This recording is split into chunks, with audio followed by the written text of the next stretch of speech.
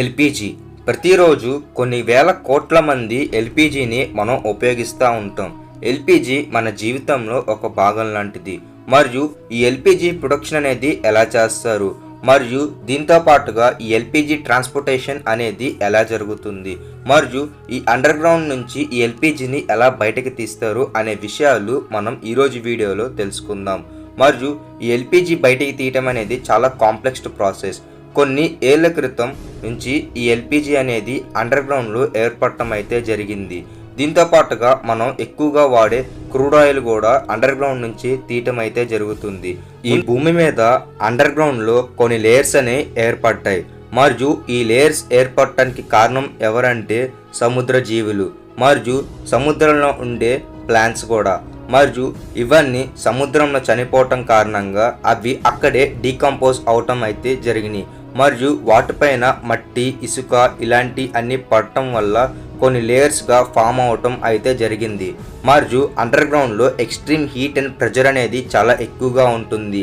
మరియు దీని కారణంగా ఆ ప్రెజర్ వల్ల ఎక్కువగా కొన్ని లేయర్స్ అనేవి ఏర్పడటం అయితే జరిగింది. మరియు ఈ ప్రెజర్ కారణంగానే అక్కడ డీకంపోజిషన్ వల్ల అక్కడ ఎక్కువగా ఆయిల్ అనేది బయటపడింది. అదే మనందరం చెప్పుకునే క్రూడ్ ఆయిల్. మరియు ఈ క్రూడ్ ఆయిల్ అనేది బ్లాక్ గోల్డ్గా పిలవటం అయితే జరుగుతుంది. ఈ అండర్ గ్రౌండ్లో నుంచి తీసే క్రూడ్ ఆయిల్ కొన్ని ఏళ్ల నుంచి అండర్ గ్రౌండ్లో ఎక్స్ట్రీమ్ ప్రెజర్ ఉండటం వల్ల ఆ క్రూడ్ ఆయిల్తో పాటు అక్కడ గ్యాసెస్ కూడా ఎక్కువగా ఉంటాయి. మరియు ఆ గ్యాస్నే మనం ఎల్పిజిగా వాడటం అయితే జరుగుతుంది. ఒకసారి ఊహించుకోండి, భూమి కింద మామూలుగానే చాలా పొరలు ఉంటాయి, అందుట్లోనే ఎక్కువ పొరలు ఉండి మరియు దీంతో పాటుగా ఎక్స్ట్రీమ్ ప్రెజర్ ఉంటే అది ఎలా ఉంటుంది. మరియు అండర్ గ్రౌండ్ లోపలికి డ్రిల్లింగ్ చేయటం కూడా అంత ఈజీ మంది అయితే కాదు. ఎందుకంటే అండర్ గ్రౌండ్ డ్రిల్లింగ్ చేసేటప్పుడు కూడా మనం చాలా జాగ్రత్తగా ఉండాలి. ఏమాత్రం చిన్న తప్పులు జరిగినా సరే కూడా భారీ మూల్యం తెలుసుకోవాల్సి ఉంటుంది. ముందుగా ఆయిల్ రింగ్స్ దగ్గర డ్రిల్లింగ్ రింగ్స్ అనేవి ఏర్పాటు చేయటం అయితే జరుగుతున్నాయి. మరియు ఇవి ఫస్ట్ అండర్ గ్రౌండ్లోకి డ్రిల్లింగ్ చేయటం అయితే జరుగుతుంది.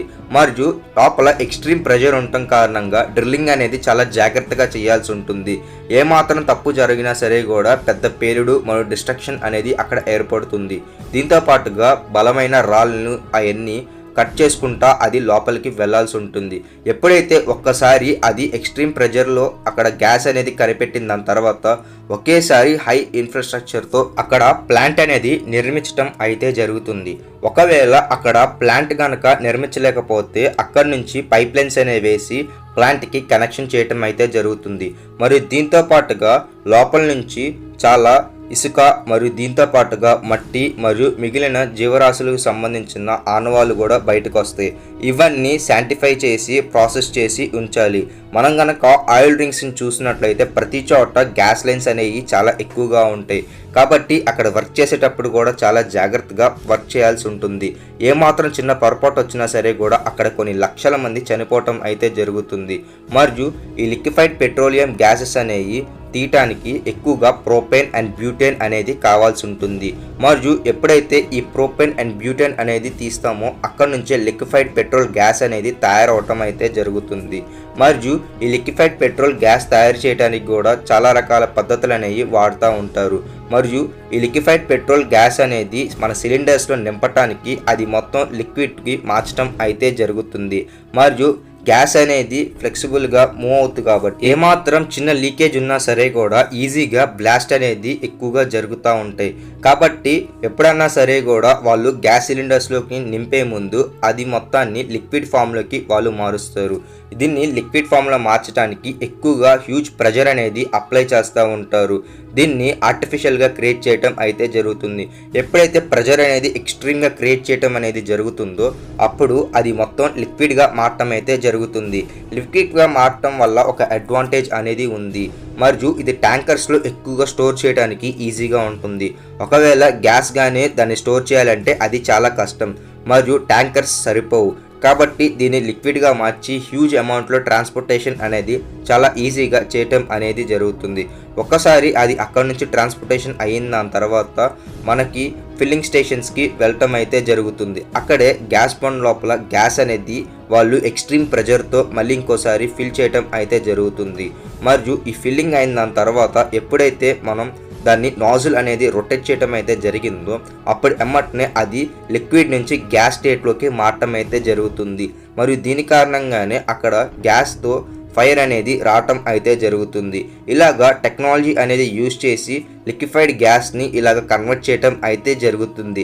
ఇలాగ ఒక స్టేట్ నుంచి ఇంకొక స్టేట్కి దీన్ని మార్చడం అయితే జరుగుతుంది. మరియు ఇప్పుడు దాకా గ్యాస్ అనేది మ్యానుఫ్యాక్చరింగ్ నుంచి ప్రొడక్షన్ దాకా ఎలా జరుగుతుంది అనేది మీరు చూశారు. మరియు ఎప్పుడన్నా ఆలోచించారా, ఎప్పుడన్నా సరే కూడా గ్యాస్ లీక్ అయినప్పుడు మనకి స్మెల్ అనేది ఆటోమేటిక్గా వస్తుంది. కానీ నిజం చెప్పాలంటే గ్యాస్కి ఎలాంటి స్మెల్ అనేది ఉండదు, కానీ మనకి మటుకు స్మెల్ అనేది తెలుస్తుంది. ఇలా ఎందుకంటే ఇక్కడే ఒక సైన్స్ టెక్నాలజీ అనేది వాళ్ళు యూజ్ చేయటం అయితే జరిగింది. సాధారణంగా గ్యాస్కి అసలు స్మెల్ అనేది ఉండదు. ఒకవేళ ఎప్పుడైనా ఏమైనా లీకేజ్ అయినట్లయితే అది మన హౌస్ మొత్తం స్ప్రెడ్ అయిపోతుంది. మనం ఒక చిన్న స్విచ్ చేసినా సరే కూడా ఆటోమేటిక్గా అక్కడ పెద్ద డిస్ట్రాక్షన్ అనేది జరుగుతుంది.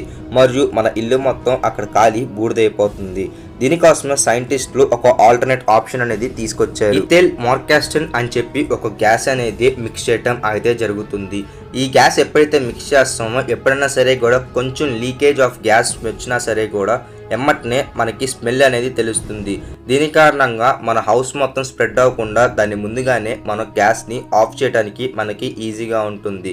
మరియు ఇలాగా ఈ ప్రాబ్లం అనేది సైంటిస్టులు ఆలోచించి సాల్వ్ చేయటం అయితే జరిగింది. గ్యాస్ ప్లాంట్ల నుంచి డైరెక్ట్గా పైప్ కనెక్షన్తో పోర్టుకి ఇవ్వటం అయితే జరుగుతుంది. అక్కడే ప్రతి షిప్ అనేది అక్కడే గ్యాస్ అనేది నింపుకోవటం అయితే జరుగుతుంది. మరియు దీని కారణంగా ట్రాన్స్పోర్టేషన్ ఫీజు అనేది చాలా తక్కువగా ఉంటుంది. మరియు ఆ ప్రతి ఒక్క షిప్లో కూడా నావిగేషన్ సిస్టమ్తో పాటుగా టెంపరేచర్ సిస్టమ్ అనేది వాళ్ళ దగ్గర ఉంటుంది. మరియు ఆ కంట్రోల్ బోర్డు ఎలాగా లిక్విఫైడ్ న్యాచురల్ గ్యాస్ అనేది టెంపరేచర్ పారామీటర్స్ కంటే పెరుగుతుందా తగ్గుతుందా అనేది వాళ్ళు అబ్జర్వ్ చేయటం అయితే జరుగుతుంది. అడ్వాన్స్ టెక్నాలజీ అనేది ఆ షిప్లో ఇంప్లిమెంటేషన్ చేయటం అయితే జరుగుతుంది. అక్కడి నుంచి ప్రతి ఒక్క స్టేట్ యొక్క పోర్ట్లోకి తీసుకురావటం అయితే జరుగుతుంది. అక్కడ మళ్ళీ ప్రొడక్షన్ ప్రాసెస్ అనేది ఇంకొకసారి చేసి గ్యాస్ బండల్లో గ్యాస్ అనేది వాళ్ళు నింపి ట్రాన్స్పోర్టేషన్ అనేది మన ఇంటికి చేయటం జరుగుతుంది.